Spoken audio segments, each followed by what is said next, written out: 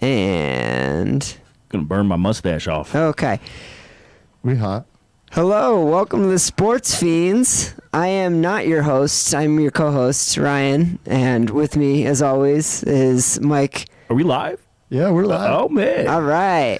A cold start. Yes, cold exactly. start. Arthur is on assignment this week, so you are stuck with us. Unfortunately for you guys. Yeah, lucky everybody else. So Welcome to the Sports there it Fiends is. Show.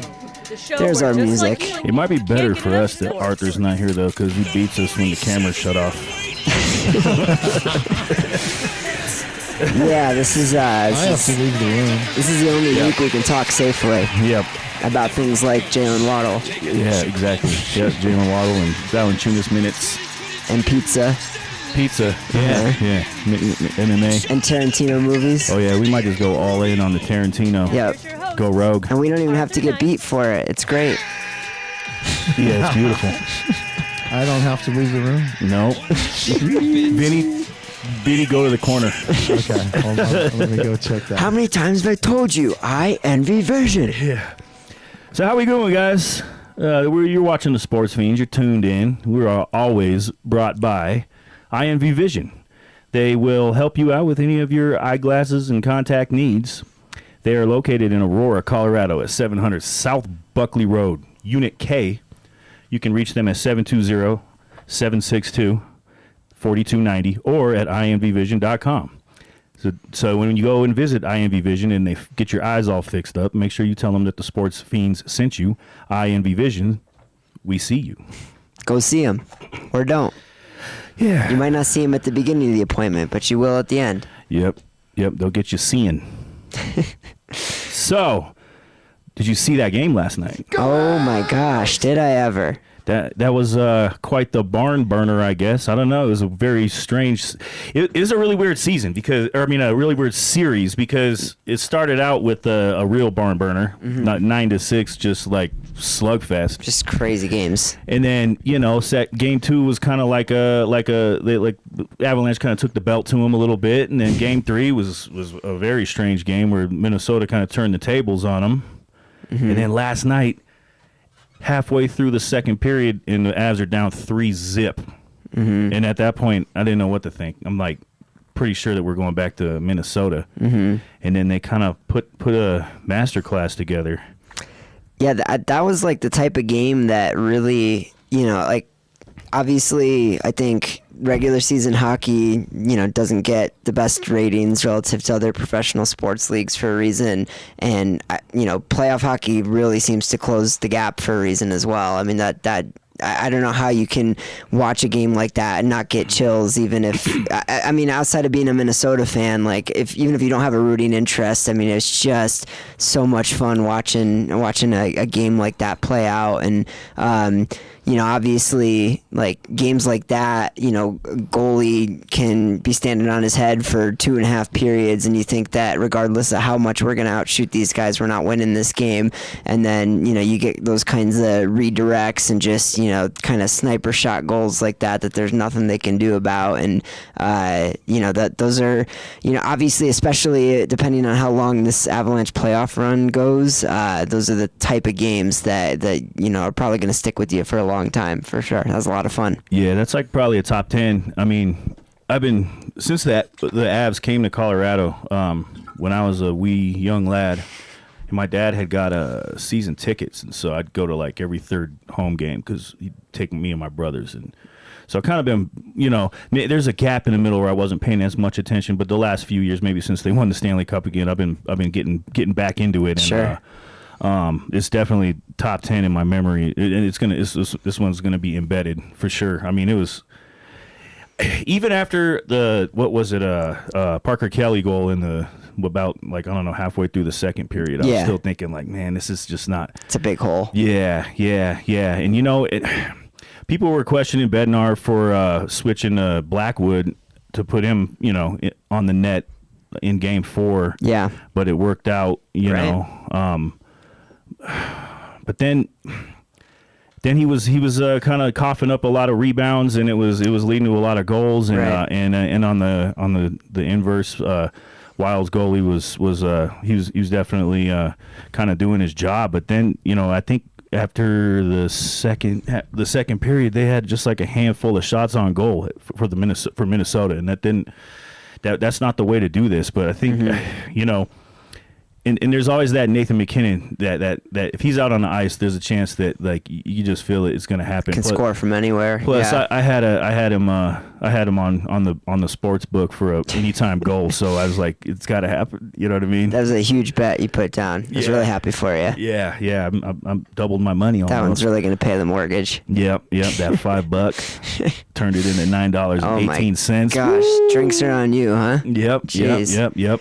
But then the Kulak goal in overtime, I think that's his first overtime goal. And he's kind of a special story too.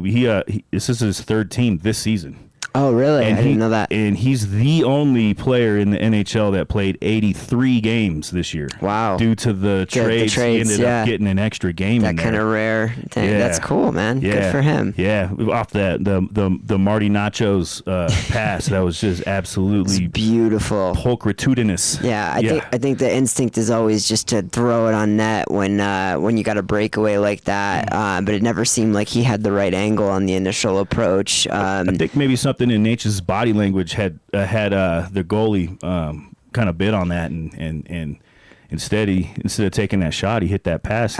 Absolutely, yeah. I wonder if like if you're Martin Natchez, if like who that guy is to your right that you're passing to, or if it's just an Avalanche jersey that you kind of see in your peripherals, you know what I mean? Yeah, I feel like when you've got a consistent line that you've played with for a long time, you probably, that like there's an element of like, okay, I know, Makar's going to be here when the puck goes here, but like, a guy like that, like you said, it's third team in the season. There's probably more of just, looking for your colors and feeling it out a little bit more than kind of the instinctual, snapping a pass before the guy's there sort of thing.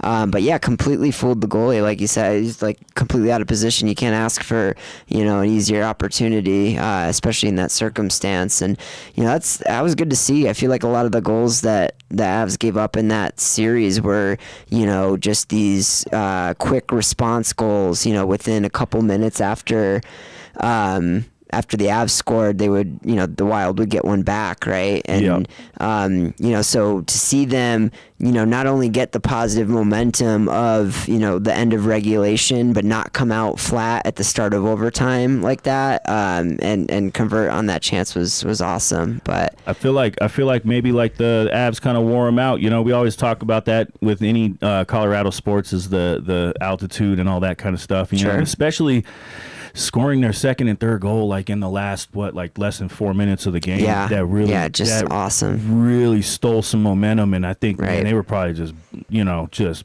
totally exhausted at that point. And and it's a good thing that on the right side there we had Kulak, who's a lefty.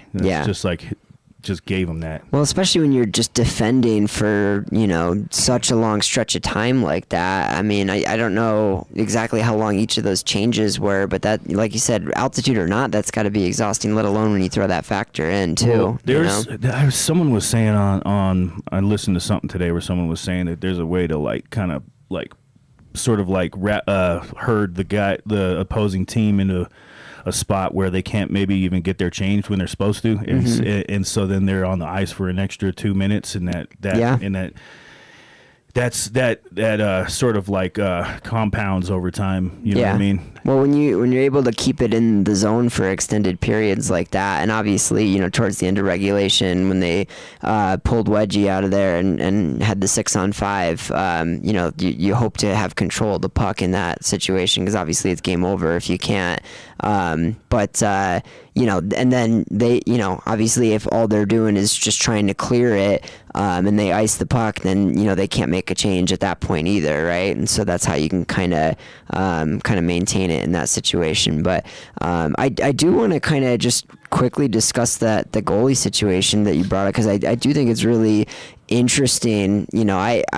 grew up a Bruins fan, so the only Stanley Cup I've seen my team win was when, Tim Thomas was basically unbeatable for an entire playoff series. And, I've seen that with other, playoff runs from other teams as well, where you just get these dominant goalie runs that maybe lift a team that wouldn't otherwise be at that level to the cup, right? And I think I heard a stat the other day. They were saying like when the Avs went on that 2021 run, which of course they didn't have many close games that whole playoff run, they had like the worst goalie play in any like Stanley Cup team in like history or close to it, something like that, which I found really interesting given the situation now. They even had to go to a backup at some point in the playoffs. Right. It was people were worried about that, but it obviously wasn't an issue then. So now to have like a team with a similar like status, but they have not one but two like starting goalies, right, to go to. Right. Do you think that can work against a team like a hypothetical Carolina matchup in the Stanley Cup Finals? I mean, it just seems like that if that I don't know, because I can't tell you what Bednar's like motivation is. To start Blackwood in Game 4. He took a lot of flack for that, but it was obviously the correct choice. And then in Game 5, it was falling apart pretty fast. But he was able to just kind of like plug and play, his 1B or whatever. Yeah. I think that's a good thing, and and you never truly know what's going on in these locker rooms. And I feel like having two really good goalies kind of that could be like a tumultuous situation maybe for some teams. But I feel like that it seems as if there's a really good vibe for this locker room, and like these two guys are like more rooting for each other, right, lifting each other up as opposed to seeing it as a competition, Right. Yeah. Yeah, no, I mean, I think I've seen multiple articles published around, that relationship between those two and the dynamic there. And I will say this. I think it's easy to say, oh, we have a good relationship when Blackwood was the main starter, because Wedgwood has been a career backup, essentially. He's been a very good career backup, right? But, I think this year was really interesting because Wedgwood had, the best save percentage in the NHL essentially, and played a lot more as a result. And Blackwood was the one that was actually struggling more and hasn't always been in that backup, be ready right away kind of role. So, on the one hand, I could see Bednar wanting to build Blackwood's confidence a little bit and maybe just ride the hot hand. But the Blackwood's the one that I worry more about than Wedgwood. I think, he's going to be fine either way because he's already kind of playing with house money this season relative to what his career has been, versus Blackwood. It's kind of maybe had a little bit more of a slice of humble pie to eat this year, and can he kind of stay locked in the midst of that has been the question. So obviously, good versions of him and bad versions of him in the last couple games. I think it was probably a quick trigger on Wedgwood when he did pull him, especially the way that those goals were scored in that game. But I would say I probably have more confidence in Wedgwood right now than Blackwood. Yeah, I mean, he finished out the last segment of the season, just seemingly just couldn't get anything by him. Right. Maybe just he's maybe quicker or whatever, and I know Blackwood has the size, but pucks seem to bounce off him for some reason, and there's a lot of those like second chance goals getting scored. Sure. Yeah, I don't know. I'm not really worried about anybody though. We got I'm kind of hoping that the Knights and the Ducks can go 7, so we're rooting for the Ducks tonight. But and either one of those teams can steal a game or two probably in a series versus the Avalanche. But I just don't see any of these teams winning 4 games. Against this Avalanche squad is just off the charts. And then we got looks like Canadians are about to win tonight, and they're at tied 2-2. So like they're going at least like another 2 games, and the Hurricanes haven't even played for like 2 weeks. Are they in Buffalo tonight? I don't know. I thought because Buffalo's the better seed, right? So Game 5 should be there. I thought. Yeah. I mean, that series could easily go 7-2, to be honest with you. And then there's the question, like, whereas on our side of the wall. We're kind of hoping for Vegas and Anaheim to go the full 7 just so we could get some rest. Looked like there was something going on with Cale's shoulder, Cale McCarr's shoulder, That's maybe, right. Yep. or elbow or Yep. something's off. So give him some time to heal up from that. But on the other side of it, the Hurricanes, like I swear, they've been sitting like 2 weeks right now. Yeah, they've been resting up for sure. Yeah, maybe there's such thing as too much rest. Just rolling. Yeah, no, I mean it's a balance that you got to strike, and it depends on how old your team is and how deep it is. Obviously, hockey's a little different from some of the other sports we talk about this in with the physicality level, but also a lot of times you run 3, 4, 5 lineups out or lines out there. So yeah, it'll be interesting. I think obviously it's a good problem to have, as opposed to you're playing a fresh team and you're the one that's battling through a long series. I would rather them be trying to like shake off rust than be trying to get healthy and actually get people on the ice in the first place. But just like I'd say it's a good problem to have with the goalies too, especially with this prolific of an offense. I think you can just ride the hot hands. As long as one of them is playing decent, that might be all that you need, even if that one is changing throughout the playoffs. But yeah, should be fun. A couple weeks ahead of us here. Avalanche are just so stacked right now. Yeah. And you see the video of Nate McKinnon doing the laps in the hotel pool with flippers and like a snorkel. No. There was like some like paparazzi photos of him, and he's in like a public pool, like big old flippers on in the pool.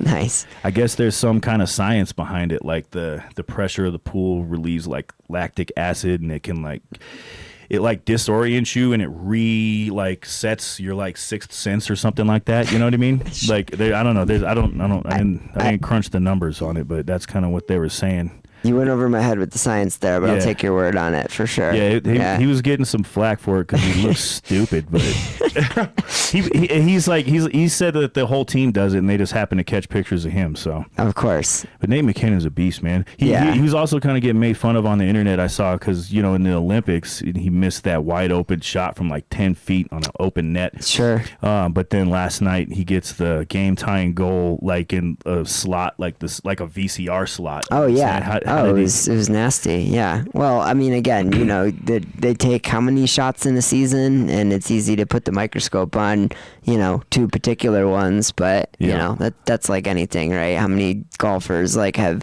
holed out from 250 yards away and then also, just absolutely hit it 40 yards into the trees as well. Like it happens, How many of these goals do you think are luck? I mean, I think hockey in particular, there's definitely an element of, when you hit a perfect, redirect, that's the least stoppable shot for a goalie, right? But there's no way that you're going to, plan in your head, okay, I'm going off, the back edge of, his left calf and then into the stick and then through, around, over his right pad. It's just not, but that's what they talk about it a lot is, when you put the puck on net, good things happen, right? You do that, 100 times a game and it goes in, twice, that's at that point, that's not luck, right? That's you're playing the odds. Now on that one particular one that it went in, of course there's luck involved, right? But you throw it in over and over again, you control the puck, you put yourself in good positions and you make your own luck, so to speak. That's that's how I look at it. Or there's bad luck, like the Wild's third goal got taken back because it came off the back of a dude's hand, or whatever. Yeah, I mean the Avs have had goals scored against them in this series that were. What was the one in Game 3 that went flying over, flipping through the air over, I think Wedgwood's shoulder in the first period of Game 3, right? It's sometimes that stuff's gonna happen, but sometimes they're like, where's the puck? And it's in the net. Right. Yeah. How did that happen? Well, there was one in this Canadians and Sabres series where somebody threw it off the boards on the side, and it comes screaming in like a air hockey shot and goes off the outstretched pad and into the side of the goal, completely by chance. And there was another one, I can't remember which team it was, but threw it off the backboards, and then it comes back in as the goalie's sliding back into the net and bounces off him. And it just, these are the best players in the world, and it's going to happen even then sometimes, Yeah. And, there was a little bit of animosity in this game when Manson in Game 4 had butt ended Michael McCarron. Yeah, after the guy freaking tackled him and was laying on him, right? Yeah, and then he's talking all that smack. He's a dirty player. Yeah, I'm not a dirty player yeah, too. but McCarron's actually been suspended, and I mean, right? You feel like, I mean, especially the style of play for Manson, because he's kind of like, they don't really have enforcers anymore in hockey, but that's kind of his role, is to maybe go out there and use a little bit of force when need be, and he's definitely not the guy that you want to fight. But he's never been suspended. So you play that style of hockey for 13 seasons and you've never been suspended. I don't think that you're necessarily dirty. I think you're doing it the right way. Right. But you just got to live up to your last name a little bit. That's all, you know? A part of me was kind of half expecting that they were going to end up fighting, or there was going to be some sort of retribution for the butt end. But sure. They lost anyways, but the Minnesota couldn't afford that. They couldn't afford even giving up even one power play on purpose. Yeah, well, that's the only thing that about playoff hockey relative to regular season is they definitely seem to fight a lot less. For good reason, of course, right? But unless it was the Avalanche and the Red Wings in the 90s. Right, there you go. Full on goalie fights. And one of these, I can't remember. It was one of the first round series. I think was it the Oilers maybe? That game 1, as soon as the puck dropped, both captains dropped their gloves right away, they were just setting the tone. Right, exactly. So you get a little bit of that, but again, game 1, no score, first period, both equally talented players, right? I know they were saying McKinnon had guys chirping at him in this series, trying to drop the gloves, and he was laughing in their face. He's like, "You're not going to get him doing that. I'm much more valuable to my team than you are to yours, dude. No, it's not happening." So, I mean. Colorado's a pretty awesome sports place. If you're a fan of sports, you know what I'm saying, Colorado's the place to be right now for sure. And I'm sure there's some cross pollination where people are Nuggets fans and they're Avalanche fans. So I wonder if there's and I'm not really feeling it, but I've seen some whispers of people that were kind of wanting their pound of flesh, just for the state of Minnesota in general. You know what I mean? So fight some Wild players to show Jaden McDaniels who's boss essentially. Well, no, it's just that the state of Minnesota did so much smack talk online, and they're bloggers and vloggers and they're podcasters and they're Twitter whatever people, bots and stuff. They were just talking a lot of smack during the Nuggets in the Timberwolves series, and then we didn't get to our satisfaction. But now that we were able to just kind of steamroll the Wild, and maybe that could give you a little bit of retribution, a little sense of satisfaction. I just feel like this Wild team is probably the best Minnesota team for on the hockey side of things that they've had in a long time, where they probably didn't have as high of expectations there. It probably didn't quite mean as much to them as the Nuggets Wolves series did. It's definitely not as much to them as it does to us. I feel like the Avs have a fantastic fan base, like you're saying, where but also there's the storied history there, right, that the Wild don't necessarily have. That's a big part of that too. But maybe a little bit of retribution, Yeah, I mean, I'm not feeling it, but I'm happy for the Avalanche, but it doesn't quell the sadness, the eternal pit of sadness that I have that the Nuggets are out of the playoffs. I mean, let's be honest. If we sat here, a few weeks ago and said okay, so we know that both Denver and Minnesota teams are going to get matched up against each other. You can only pick one Colorado team to advance. Who you pick in? I guarantee you, we would all said the Nuggets, right? Yeah, no offense to the Avs, but no. No, that's just what I'm just personally. I'm just rooting. I would be rooting for that one harder. So right, you know what I'm saying? Yeah, 100%, and that's fine. But well, it's a nice consolation prize, especially if they can bring home a cup, man. Parade's a parade, right? Yep. Yeah, and I was really hoping for double parade. Yeah. Though. I think Vinny's pro Avs over pro Nuggets there. Yeah, I think so too. Yeah. Vinny's a big. So I don't know if this is breaking news, but within the last couple hours, the Broncos have released their schedule. Yeah, I think the NFL in general came out, right? Yeah. Yeah. So that's fun. What do we got? How's it looking? Where is it at? I swear I had it. I got it. I got it right here. There we go. All right. So we got. You got it. It's not the whole schedule for some reason. I don't Here, I got the whole schedule. I'll read through it. So we got on the road against KC to start the year, Monday Night Football. That'll be fun. And then week 2, we host the Jaguars. So, and then week 3, we host the Rams. So, heck of a start to the year. We go to San Francisco week 4, to LA to play the Chargers week 5, host the Seahawks week 6. Good golly. That's a fun, first of all, that's a fun first couple months there. Then we do visit the Cardinals after that, and then host the Chiefs, visit the Panthers, host the Raiders, visit the Steelers, host the Dolphins, visit the Jets, visit the Raiders, and then end the year with hosting the Bills, visiting the Patriots, and then hosting the Chargers. That is a rough September. Yeah, a rough October too, I would say. I mean, geez. Generally, and I don't know how much weight you got to put into this, but Sean Payton doesn't do well in September. Yeah, but he's not calling a plays, so right. That's true. So maybe it'll be different. I don't know. And then the bye week is actually right after that Seahawks game and before that Cardinals game. So, yeah, I mean, that first month and a half, those first 6 games could really end up defining the season. Like, I would expect them to get hot when they go Arizona, KC at home, Carolina, LA, Steelers, Dolphins, Jets, Raiders. Like, that should be a win streak right there. It's pretty heavy up front, but maybe the middle to the back end might be a little bit of relief. Well, but then, like, from Christmas Day on, we go Bills, Pats, Chargers. So, you definitely have to get a win streak mid-season there. You probably have to try to go 3-3 in those first 6, and then win at least 1 or 2 out of that last 3 if you want to win this division. That's definitely a first place schedule, though. That's what it looks like to me. What's going on with the rumor mill as far as Patrick Mahomes? Is he going to be game ready come week 1?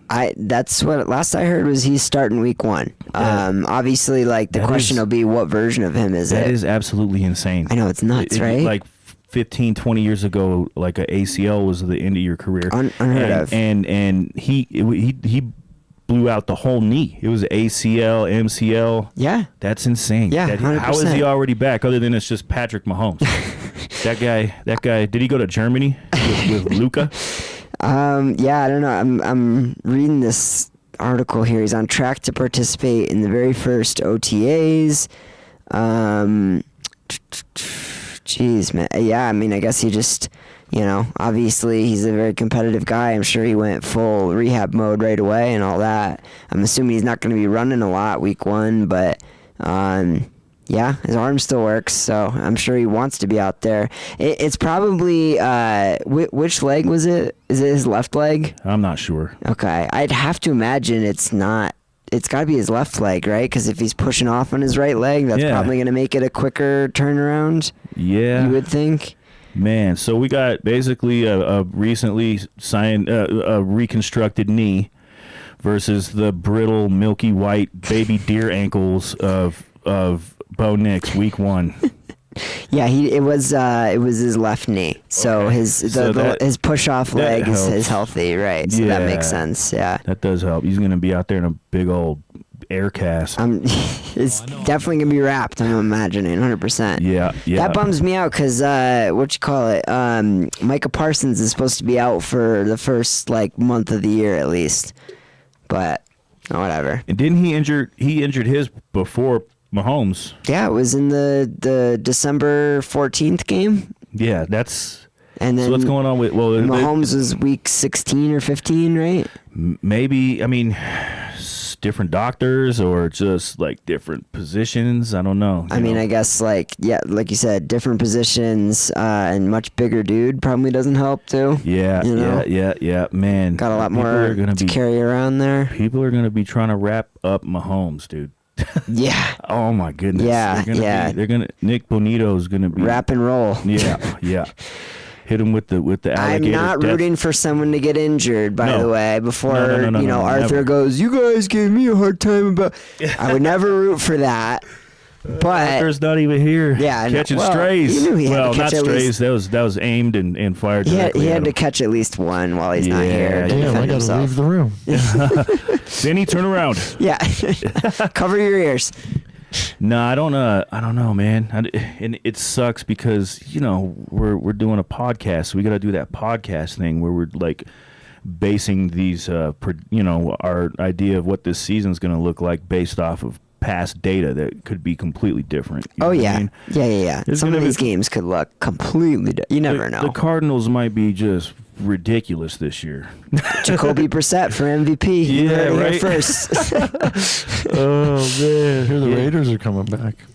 Yeah, no, the Raiders don't know what they're doing, man. Maybe this is the year that the Raiders take a step forward and go like 7-10 or whatever. I could see that, but I don't know if they're going to challenge for the division this time around. Not yet. No, not this season. They'll get there, maybe, maybe not. But I don't know, man. Who even roots for the Raiders? Because I know like Las Vegas doesn't root for the Raiders. No, they do.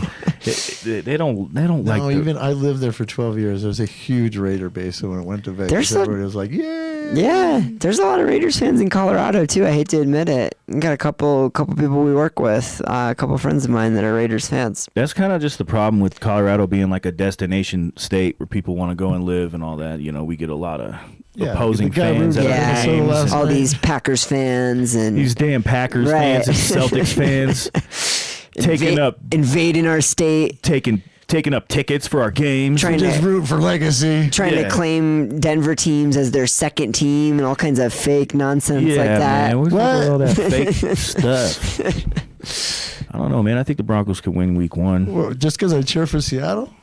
I mean, I think they definitely could, especially if Mahomes is not the best version of I himself. don't think how could he be? How Right. could he be like Exactly. full Mahomes mode at that point? Right. There's no way. Right. And he's going to be getting used to it, and it's going to be real game speed. And I don't care how good like his OTAs or whatever. He's not even going to be participating. He can't be. They're saying he's participating in OTAs, so I don't know how he's. I mean, obviously they're putting a different colored shirt on him and saying don't touch him and all that, but he's still going to be out there moving and stuff. So we'll see.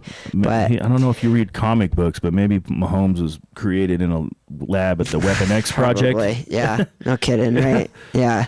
Oh man. Do you think that new corner that they traded up to draft in the first round is going to be on Waddle or on Sutton or even out there? Like Barron wasn't out there. Yeah, I don't know. I mean, it depends.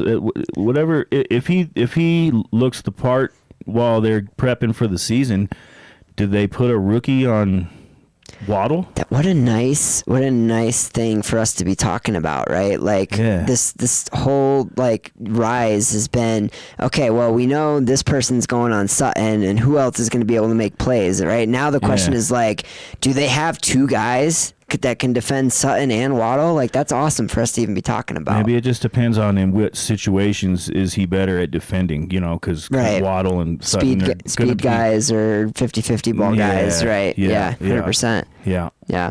I'm really intrigued to see how that offense looks with him, especially if that Justin Jolie kid can get some snaps and make an impact. Yeah. Apparently, everything I've heard is that he's game ready. He's NFL ready. So, I mean, that would be a steal where they got him if he's able to even give us the numbers that Ingram gave us last year, which I know is not a lot, but that level of contribution on a 4th or 5th round pick, something like that, right? Yeah. I mean, that would be huge. yeah, You know, yeah. I on mean, a rookie contract, Arthur.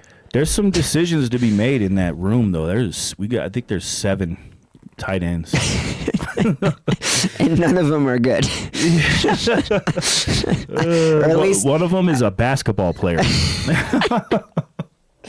yeah. Well, hopefully one of our 7 lottery tickets scratches off as a winner. That's the whole thing, right? Yeah. We'll see. But- We'll see, man. Yeah. I mean, there's a lot of questions coming into this season. I just don't even know what it's going to look like with Davis Webb. No clue. Yeah. We know that he's highly respected, but we Right. don't know if he can dial up a script. You know what I mean? He's been highly respected in a completely different role, obviously, and obviously they're gonna put that level of respect on him because when he talks, he sounds like he knows what he's talking about, right? Yeah. But, so of course he does. But and then he's probably getting coached up by Sean Payton. Sean Payton's getting him ready. You know what I mean? That's gonna be the whole thing, is what that relationship looks like. Sean Payton just strikes me as the kind of guy that's gonna be like, he'll like show you how to do something, and then while you're doing it, he's over your shoulder telling you you're doing it wrong. No, don't do that. Do this instead. Yeah, man, I don't know. That could be problems. That could be big problems. And maybe early on he'll be like, just for the first month or two, I'm gonna stay close, whatever. But like maybe it doesn't stop depending on how those first. I mean, he's getting thrown into the gauntlet, right? He's got 6 like huge matchups to start his play calling career with. So if you get through, I think if they get through those 6 games, and they're averaging 25 plus a game and they win 4 of them, I mean, maybe that's what it takes for Peyton to go hands off at that point and say, I trust this dude, let him run with it. But I mean, he's going to have a hard time doing that. That's a tough schedule, Yeah. We'll see. I'm excited. Yeah. It's like so far away, and I'm already like thinking about it. September 14th. Yeah, even 4 some months. of the newscasters and some of the other sports podcasts are talking. It's going to be pretty tough to go 14-3 again. I mean, even if you're just as talented, if not a little bit more talented, like just by the sheer luck and level of talent in the NFL alone, the chances of going 14-3 are so low. I mean, like we could have won 2 of those. Right. I mean, no, it's really tough to go 14-3. If you can win, even 12 games and win your division, I think that's a successful season. 11 games probably doesn't win the AFC West, I'm thinking. Maybe it does. I don't know. But obviously, after winning the division, winning 14 games, being within a Bo Nix ankle of the Super Bowl, like a wild card is going to feel like a disappointment, I would think, So I found this pretty interesting list of the historical team spending for the Broncos and who has the most like earnings from the Broncos all time. Okay. You probably just looked at it. But No, I haven't. Could you guess number one? I can't see. Could you guess number one? Now you got to realize it's going to be leaning more towards like a recency bias just because. Yeah, the growth of the salary cap is not inflation adjusted. No. It's Russell Wilson. Oh yeah, duh. It's got to be Russell. Russell Wilson is number 2. I was gonna say Peyton Manning initially. No, he was only here for a few years, yeah, but the quarterback salary is what I was thinking about. But the highest earning Bronco was Von Miller. Really? At 143.7 million Wow. for his time here with the Denver Broncos. Well, that's how you know how long it's been since we've had a good quarterback, right? Yeah. Von Miller, number 1. Russell Wilson, number 2 at 122.8. Wow. Does that include all the dead cap money? I'm not sure. It doesn't specify. Do you know what number 3 is? You'll never guess. It's not going to... It's got to be all recent. It's not going to be Sutton, though, is it? It's a current player. It's not Sutton, is it? No. Benito? No. Mims. Garrett Bowles. Garrett Bowles. Yeah. 98.06 million. Good for him, man.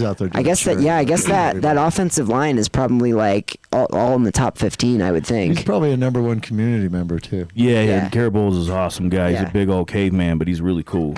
He does a lot for Colorado, for the kids. He love them kids. The big old caveman is a knock, but outside of that. Yeah, no, I mean, you gotta be. Big, you gotta be. You're not gonna be a intellectual at left tackle, my guy. I mean, there's some smart offensive linemen. Actually, you know what? I think offensive linemen tend to be a little bit more of the smarter guys on the field. Right. You know what I mean? Exactly. They're out there playing chess with their gigantic bodies. Well, and I think especially when you have like younger quarterbacks, a lot of times your offensive linemen are doing a lot of like the calling out the blitz packages and changing protections and stuff like that. Yep.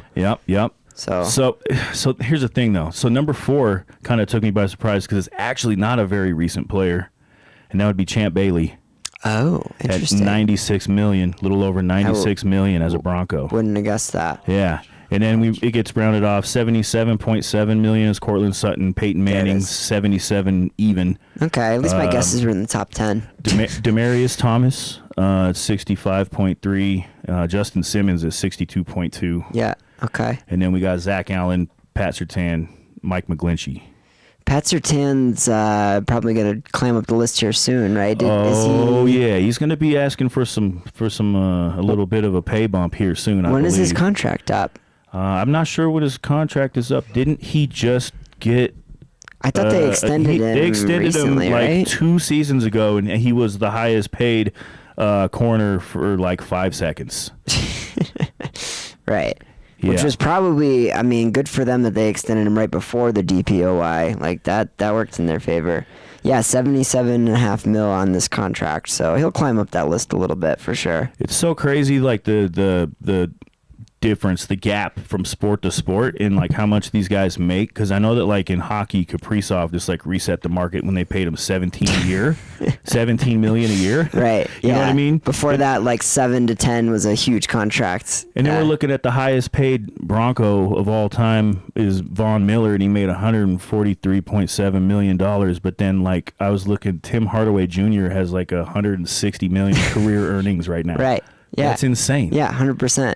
Well, and part of this, when you're looking at team earnings, obviously, guys that have a long career, I like wonder what Hardaway, have jumped around too. Yeah, but I kind of wonder what Von Miller's career earnings, because he's been getting paid since he left the Broncos. Yeah, 100%. He's probably making a little less with Buffalo, but he made a good amount with, where was he in between again?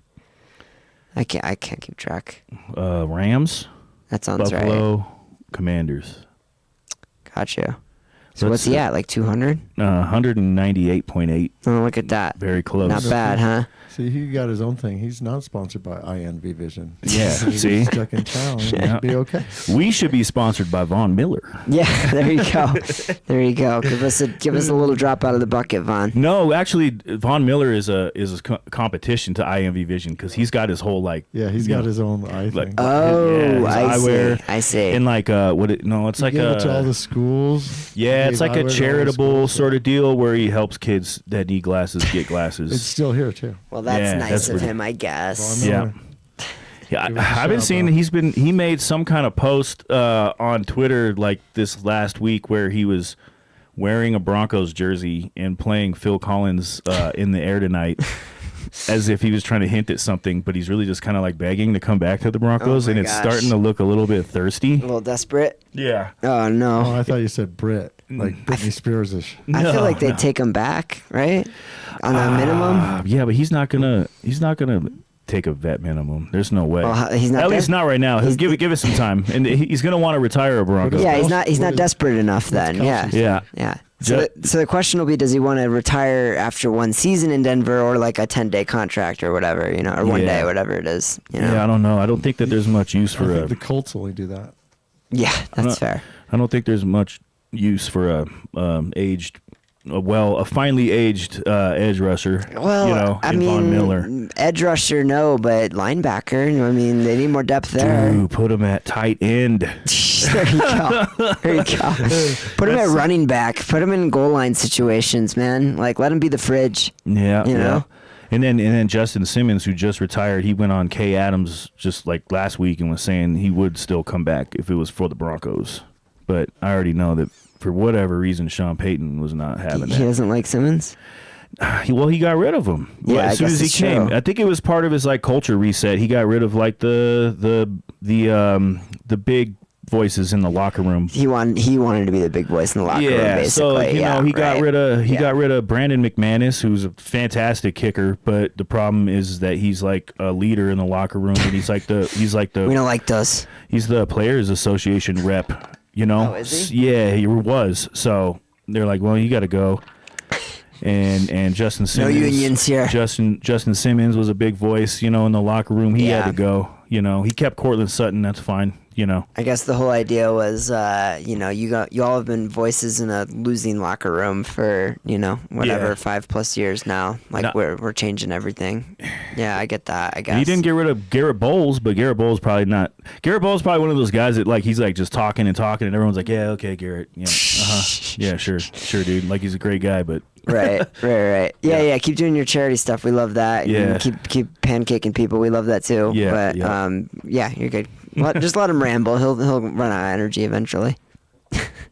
That's funny. Oh man. So what do you think about these NBA playoffs? I'm glad you bring it up because I was kind of feeling like the itch to talk about it last week, but I know y'all were still in kind of your healing period from the Nuggets there. Yeah. But that's why I wasn't here. I didn't want to talk about it. it's a little less immediate now. It's healed a little bit, but no. I really hope the Knicks don't win a ring. That'd be awful. We'd never hear the end of it. But I guess I don't know what actually is the worst of the two evils between the Knicks and the Thunder.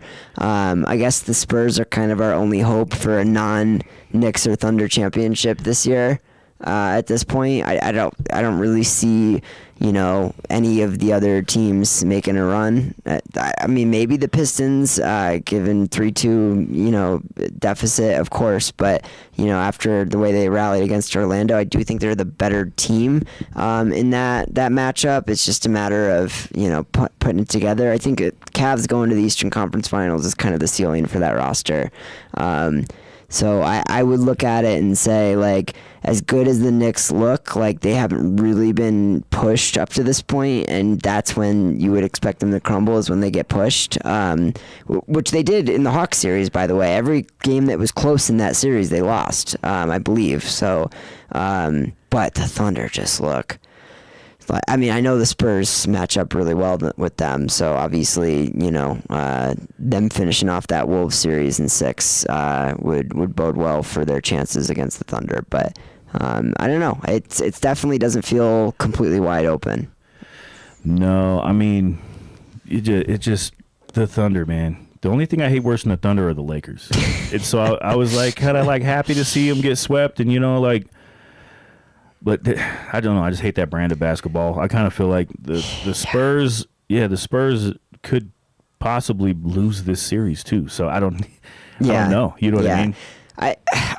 So I don't hate all of the Thunder, right? Like, and I'm trying to separate the animosity that I have for SGA and Lou Dort in particular from the rest of the, because it is really cool. They have like these random guys you've never heard of that just step up and hit huge shots or make huge plays, and they do really complement each other well. It's a fantastically built roster. All due credit to that front office. Yeah, they've worked some miracles, and they got like everybody's draft picks. Right. And they're still picking at what, like 12 this year or something? It doesn't make no sense. How did they pull that off? It's insane.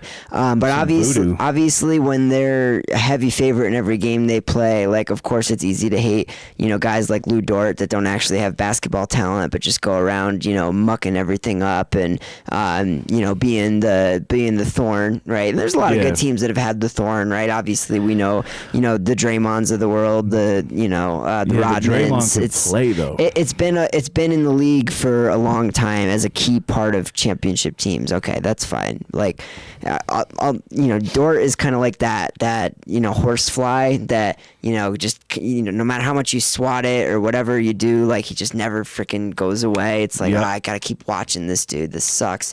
But SGA is the real travesty because when you're. But he's probably going to be back-to-back MVP. Very likely could be back-to-back Finals MVP. By all means, by all accounts, the face of the league. And you're just, you're a foul merchant. I'm sorry. Yeah. Doris Burke did not deserve any flack for saying that. She was absolutely correct. No, she was on point. He's a foul merchant, and that sucks. That's what is the face of the league right now. And until the league figures out that that's not good for their brands, we're all just going to have to suffer through that.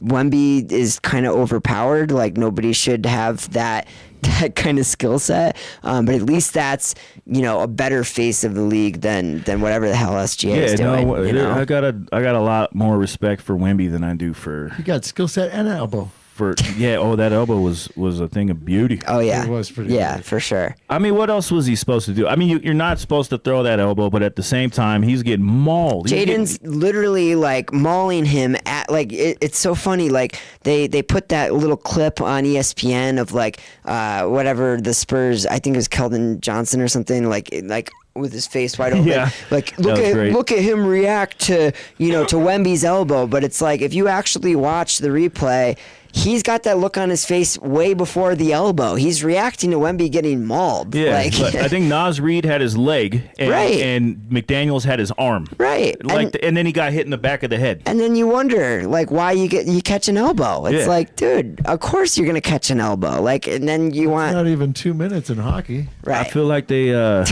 that's funny. That is funny. I mean, I know it wouldn't work with the frequency that they score, but like my boss was saying, like, imagine if like guys could fight in the NBA. How much less like posturing there would be? Oh my You know what I gosh. mean? Oh, and, then, yeah. and then what if they went into like the penalty box? Yeah, right, all right. How different would the rosters look if you had like enforcers in the NBA just to freaking drop gloves with people and settle differences? Yeah, that'd be wild. I would enjoy that. I think so. If there's a way to work it, like how would you work a power play though? You know what I mean? Because they're gonna score in 5 seconds. You know what I mean? But other than if they could work through that, but the NBA has a lot of things they need to work through before they get to that point because they got like. They got to worry about tanking. Mm-hmm. They got to worry about flopping. They created a penalty for flopping, and they don't call it. No. I can't remember when's the last time you've seen it called? I can't think of once. I think maybe I saw it once this season get called. And Yeah. It wasn't during a Nuggets game. Right. Yeah, that's ridiculous. It's for that. Like it's ruining the game. Like That a lot really of the is. real like purists in the old heads and everybody agree like the flopping is they got to do something. I don't know what they can do about They it. do it all the time in hockey. I think Yeah, but now they have embellishment in hockey and they actually call that. Right. So- Yeah. Well, and I think part of the issue, if I understand the rule correctly, is like in the NBA, like whatever foul you call, like that's the foul. Like you very rarely see double like fouls called, and if you do, it's a double technical after the play is over, right? Yep. Like, and I think a lot of times what you get in the NBA is you get, like whatever, like slightly above marginal contact, that means that the foul has to stand, right? Because, the refs don't want to be wrong either, of course, right? So if there is like, one of these to the arm, like, okay, like, the foul stands, there was contact. But then it's like you get that little bit of contact, and then there's the clear, like, this is how far back the head goes because of the contact, and then there's this move.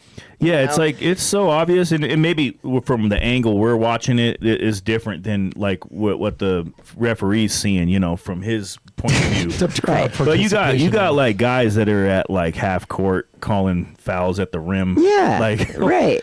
What the and hell? then sometimes dude? There's these no way you things, saw that. they go to replay. Like they'll go to the replay and challenge the call, You could and clearly you'll see it. see where his head goes from the contact. It stops, and then you'll see him push his head back. Right. It And was it's like backwards, like swan dive. Or yeah, and whatever. it's like, okay, if you have to call the initial foul, that's fine. But you saw him throw his head back. Call the embellishment. Call it. Like, or else what's the point of having it?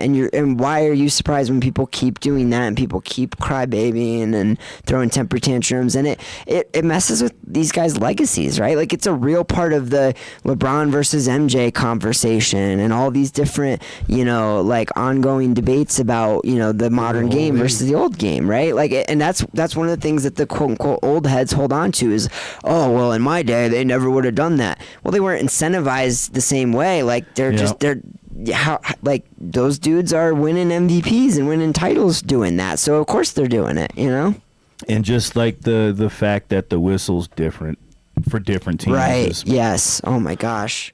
I mean, in a way, I guess it's kind of like a smart.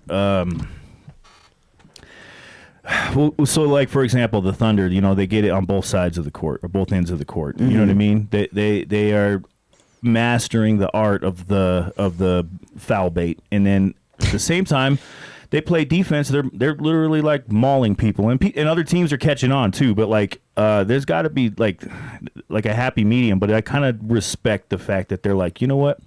Just go out there and foul the shit out of these guys, and they can't call it every time. You know what I'm saying? Right. There's no way that they could call that. We make them numb to it. You know, and set the tone. Start off right out the gate doing that, and then I don't know.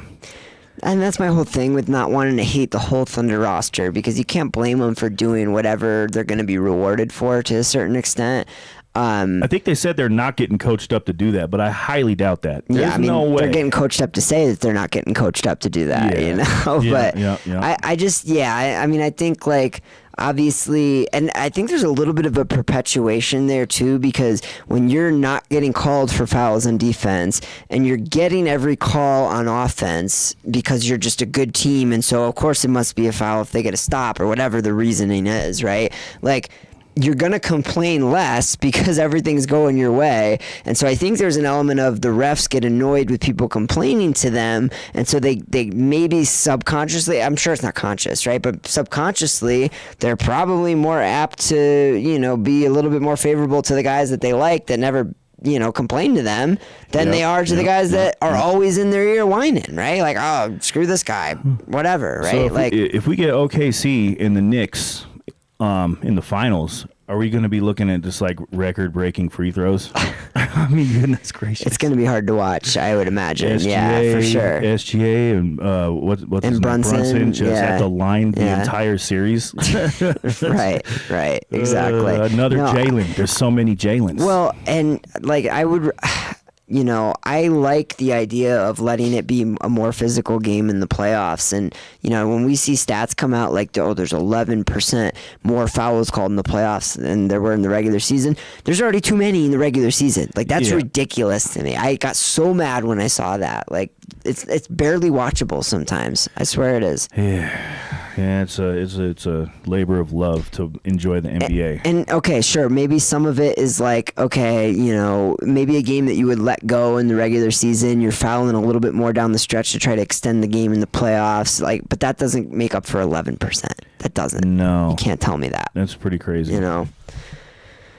It makes you wonder. I wonder, like, if, you know, the solution is just, like, is it the way, and I know the NFL was approaching this with their refs this offseason and adding these different, like, performance incentives or punishments into, like, their CBA with the refs and stuff like that. Like, do you think it's just they don't reward the right behaviors from the refs in the first place? Like, is that the way to approach it? Is there some bigger rule change that we're missing here? Do we need to go to, like, the you know, like we were talking, I think we were talking about, I can't remember if it was on the air or not, like the this is the set scoring limit and you play to the score limit instead of to the time clock so that the game doesn't end in a bunch of fouls, right? Like, it ends in organic possessions no matter what the differential is. Like, it always ends on a, you know, not a buzzer beater, but it always ends on a made shot, like that kind of thing. Like, would that fix it? I mean, I don't like that idea, but it would probably open up a whole new can of worms. You know what I'm saying? Sure. It's hard to say what the solution is and whether or not the NBA actually wants to do anything about it. Sure. You know what I'm saying? They didn't do anything about the Clippers cheating, so. Yeah. I mean. Well, and some of it is just so subjective, too, right? Like, in baseball, you've got the challenging balls and strikes now, right? And it's amazing because it's like, this is the strike zone. It's always going to be the same width. The height is based on the players. Like, the ball is either in the strike zone or it isn't. So there's no, you know, umpire ego when they're looking at the replay. Like, if they challenge it, like, the challenge is going to give you the right call, plain and simple. And, like, with the NBA, it's just like, it's always going to be this level of subjectivity on, like, what's marginal contact, what's significant contact, what's foul, I mean, within reason, right? Obviously, there's the obvious ones, but I think baseball is like the only sport that could become like fully automated in that aspect. Right. And there's no way football and hockey and basketball could be even a little bit. I don't know. They could automate a lot more in football. You put a chip in the ball and it tells you every time it's a first down or a touchdown or not, right? Like, because of the robo ump now, I don't know if it was a joke or not, but they were saying because they had to measure all the players. All of a sudden now, like, half the MLB's like players' official like listed height is like smaller now. Right. They got like officially like measured instead of lying about how tall they are. Aaron Judge is 5'9"? That doesn't seem right. All right, I think well. that's our time, Sports Fiends. Yeah, we got to wrap it up. We're going to get out of here. We hope you guys had a good time watching us. We had a great time doing the show for you, Sports Fiends, and we will see you next Thursday. Arthur should be back off assignment. We'll let you know what he was doing when he gets back. You know what I'm saying? He's coming back with all the scoops, I'm sure. Yeah, he will. Yeah. He will. Appreciate y'all, though. Have a good week. We'll talk to you next Thursday. Adios.